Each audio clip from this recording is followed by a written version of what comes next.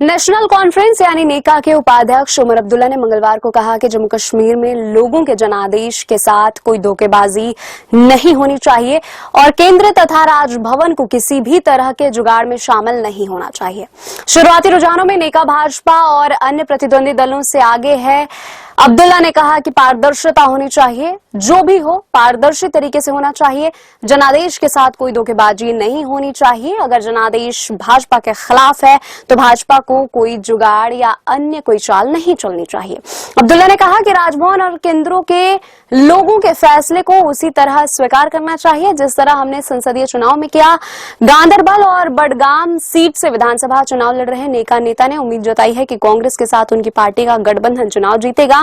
उन्होंने कहा कि हमें जीत की उम्मीद है, लेकिन बाकी सब ईश्वर के हाथ में है। हमें दोपहर तक पता चल जाएगा कि जम्मू कश्मीर के लोगों ने क्या फैसला किया है। उपराज्यपाल द्वारा 5 विधायकों के मनोनयन किए जाने के प्रावधान के बारे में पूछे जाने पर पूर्ववर्ती राज्य जम्मू कश्मीर के पूर्व मुख्यमंत्री ने कहा कि प्रशासन को निर्वाचित सरकार की सलाह का इंतजार करना चाहिए।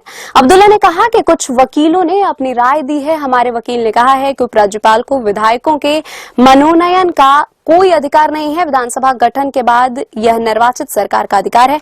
हमारे वकीलों ने ही लद्दाख मुद्दे पर हमें जीत दिलाने में मदद की थी। उन्होंने कहा कि यह संसद में भी होता है।